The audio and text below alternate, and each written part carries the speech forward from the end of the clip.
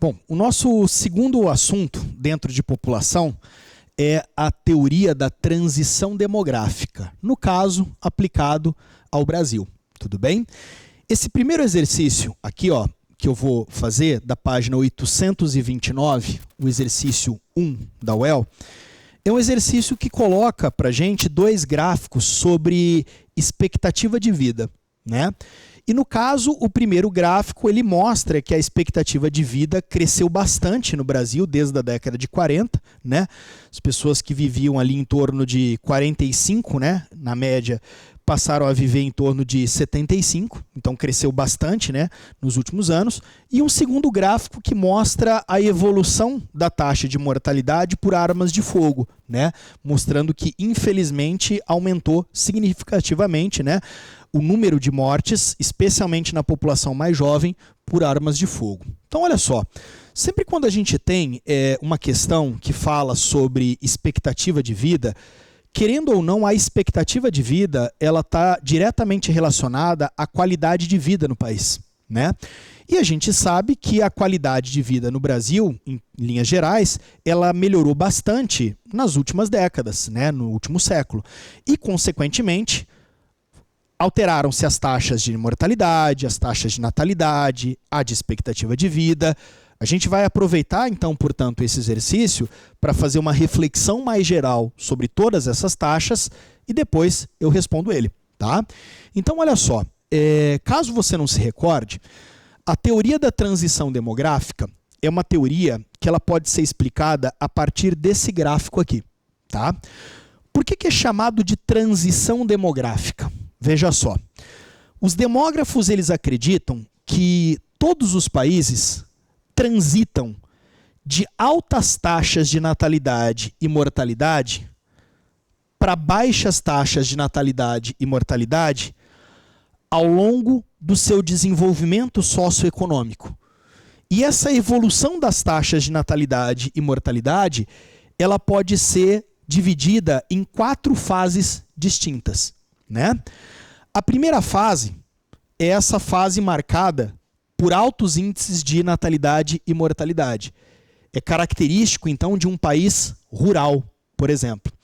Quando esse país ele começa a se urbanizar, veja só, a mortalidade ela cai abruptamente, mas a natalidade ela se mantém mais alto. Por que a mortalidade ela cai abruptamente e a natalidade, por um tempo, ainda se mantém alto?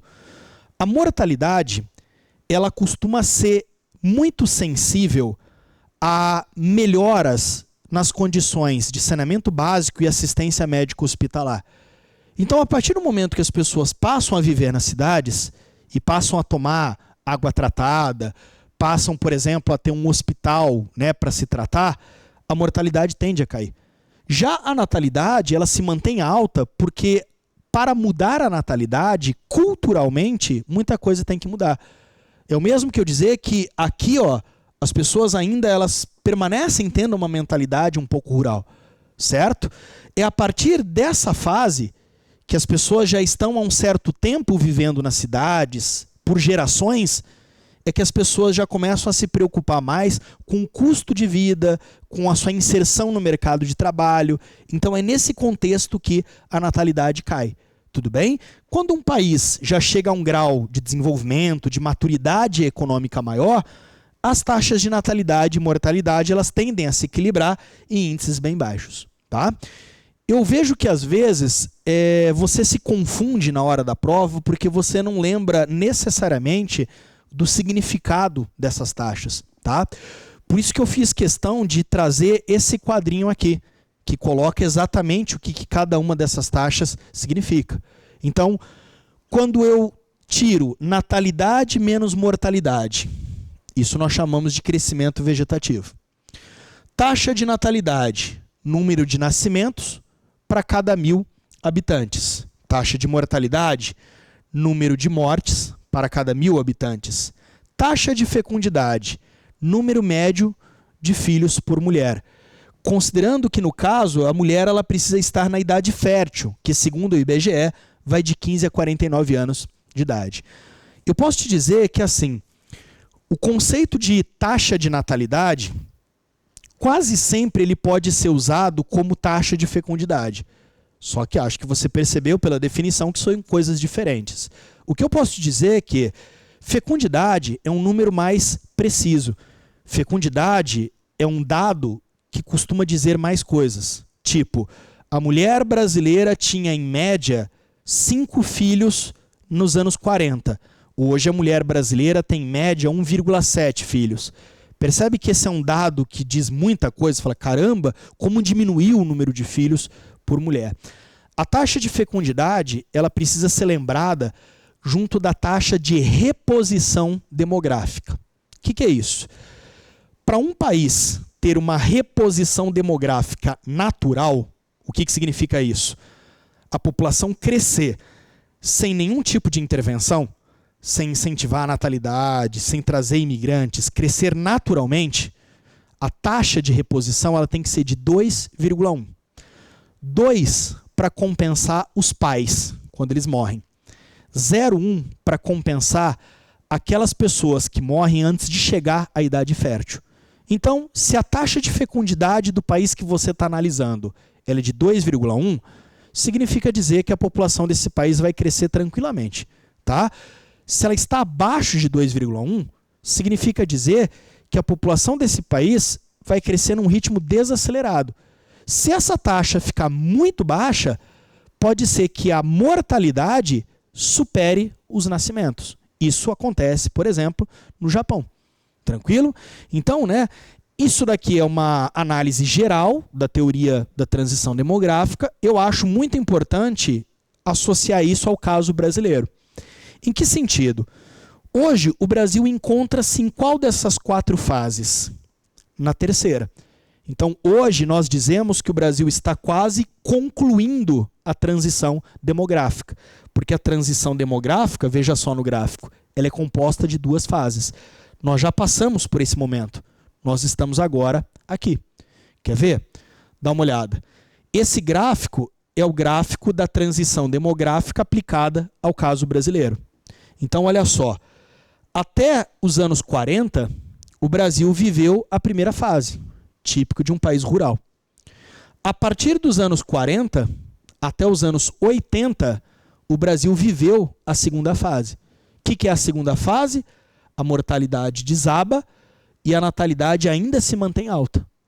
Pablo, por que a mortalidade desabou no Brasil a partir da década de 40? Porque o Brasil começou a se urbanizar. E, consequentemente, aconteceu no Brasil o que nós apelidamos de revolução sanitária, que é a junção desses 3 aspectos. Aos poucos começou a melhorar o saneamento básico, a assistência médica hospitalar e a medicina preventiva, como, por exemplo, o acesso à vacinação. Consequentemente, a mortalidade despencou. A partir da década de 80, o Brasil ingressa, então, nessa nova fase aqui, que é a vez da natalidade começar a despencar. E por que a natalidade vai despencar? Porque a urbanização ela já se consolida no Brasil como um modelo, as mulheres passam a participar cada vez mais do mercado de trabalho e as pessoas começam a se preocupar cada vez mais com o mercado de trabalho como um todo. Os casamentos tornam-se mais tardios, o número de filhos, consequentemente, diminui em função disso. Tá? Então veja só, por que o brasileiro passou a viver mais? Que é a temática do nosso exercício, que eu apresentei lá, o exercício 1, porque aconteceram todas essas mudanças no nosso país. Tá? Agora vamos olhar especificamente, então, para o caso do exercício. Eu já fiz a leitura dos gráficos. Vamos ver aqui. Vários fatores exercem influência direta na expectativa de vida da população de um país. Com base nos gráficos e nos conhecimentos sobre a dinâmica da população, considere as afirmativas a seguir. Tudo bem. O gráfico 1 demonstra que a longevidade dos brasileiros aumentou, fato que ocorreu devido à melhoria da qualidade de vida. Sim, com base no slide anterior, toda aquela revolução sanitária, As pessoas com mais acesso ao saneamento básico, com assistência médica hospitalar, o avanço da medicina preventiva, tudo isso acabou determinando, a melhoria da condição de vida da população. Tá. Os indicadores saneamento básico, renda, alimentação, índices de violência, saúde, educação e condições de moradia são utilizados para calcular o índice de desenvolvimento humano, impactando a expectativa de vida conforme demonstrado no gráfico. Essa afirmação ela é uma afirmação relativamente polêmica, tá? Um pouco problemática, eu vou tentar explicar o porquê. Veja só, o IDH ele é calculado com base em 3 pilares: saúde, educação e renda. Tá?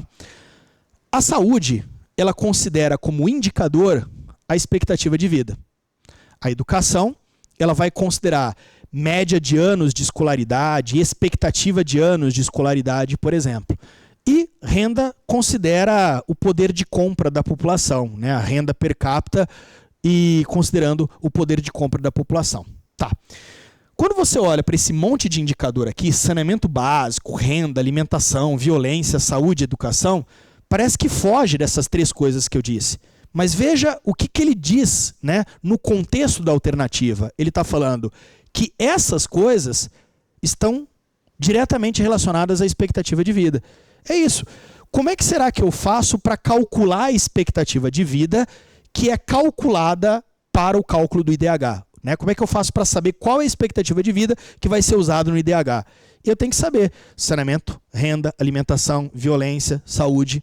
Então, é nesse contexto, tudo bem? Fazendo essa interpretação que a gente pode determinar como verdadeiro. Tá? Porque esses indicadores são muito importantes para calcular a expectativa de vida que faz parte do cálculo do IDH. Tá? 3. A mortalidade de jovens, evidenciada no gráfico 2, é um dos fatores que distanciam o Brasil das taxas de expectativa de vida dos países desenvolvidos, como Japão, Suíça e Austrália. Perfeito, né? A expectativa de vida no Brasil, ela é alta. Mas por que ela não é mais alta? Porque jovens estão, né, dentro de um grupo de risco, porque muitas vezes estão vinculadas à criminalidade, que muitas vezes está vinculada ao tráfico de drogas, que é muito forte no nosso país e que não existe, por exemplo, né, com tanta força nesses países que aparecem aqui.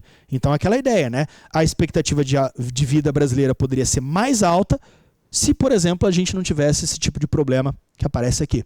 Tá? O conceito de expectativa de vida depende do crescimento natural da população em um determinado território, pois este é obtido pela diferença positiva entre as taxas de natalidade e mortalidade. Está dizendo que a expectativa de vida ela depende do crescimento vegetativo. Na verdade, a expectativa de vida e o crescimento vegetativo dependem da qualidade de vida. Tá? Não uma coisa depende da outra. O que vai determinar maior ou menor qualidade, expectativa de vida? A qualidade de vida da população. Então, com isso, a gente pode dizer que a alternativa D de dado é a alternativa correta. Legal? Veja só, esse exercício ele colocou para a gente uma informação muito importante, que a expectativa de vida poderia ser maior no Brasil se, por exemplo, a gente não tivesse o problema da criminalidade com a mortalidade tão grande de jovens. Tá? Eu vou apresentar outra informação que eu acho importante. Probabilidade de um recém-nascido não completar o primeiro ano de vida para cada 1.000 nascidos vivos. É o que nós chamamos de taxa de mortalidade infantil. Tá? Veja que a mortalidade infantil na Índia ela é superior a 30 por 1.000. A cada 1.000 crianças nascidas vivas, 30 morrem antes de completar um ano de idade. Elevadíssima. Tá? Na África do Sul, chega próximo dos 27 por 1.000. O Brasil está num patamar próximo a 11, 12 por 1.000. Mas veja que é bastante distante, por exemplo, da Rússia e de países desenvolvidos que nem aparecem aqui, que às vezes estão na casa de 2, 3 por 1.000. Quando a mortalidade infantil ela está acima de 10 por 1.000, é importante ligar um alerta. Tá? Por quê? O ser humano mais frágil que existe é o recém-nascido. Então, se o recém-nascido ele está morrendo, isso revela muita coisa do país onde ele está morrendo. Por exemplo, se ele morreu antes de completar 1 mês de vida, às vezes você vai ter que analisar como é que foram as condições de parto dessa mãe. Será que ela teve um acompanhamento pré-natal? Será que, por exemplo, essa mãe ela teve condições adequadas de parto num hospital? Então, essa pode ser uma primeira análise, vamos dizer assim, tá? Agora, se uma criança ela morre depois de um mês, chegando até 1 ano de vida, aí você já vai analisar as condições de vida dessa criança. Será que ela tem o que comer? Será que, por exemplo, essa criança ela está conseguindo ser acompanhada, né, para os seus primeiros meses de vida no hospital? Então, esse é um dado bastante importante na hora de uma análise. Tudo bem? Bom, para a gente finalizar, então, essa discussãozinha sobre transição demográfica, esse último exercício, que é o exercício 7, da página 832, é um exercício relativamente simples, mas que exige bastante atenção. O gráfico acima apresenta as progressões do tamanho da população e do incremento populacional por décadas, de 1750 até a projeção para 2050. A partir de 1990, verifica-se uma importante mudança de comportamento do incremento. Contudo, a população continua a crescer, porque o incremento populacional... Então vamos ver o gráfico. Linha, tamanho da população. Veja que ela não para de crescer. É isso que o enunciado fala. Incremento. O que é incremento? Taxa de crescimento. Veja que a taxa de crescimento já foi alta e a taxa de crescimento começou a cair. Então ele está dizendo o seguinte, aqui. Por que a população ela continua a crescer se o incremento populacional caiu? Porque apesar do crescimento populacional ter caído, ele ainda continua de que jeito? Positivo. Significa dizer que ainda continuam nascendo mais pessoas do que morrendo pessoas. Então o crescimento, o incremento, ele é positivo. Mas, Pablo, ele está caindo. Pois é, significa dizer que a população vai continuar crescendo, mas olha o indicador da curva, já não vai crescer com tanta velocidade assim. Legal? Com isso, então, a gente finaliza o nosso segundo vídeo. Valeu!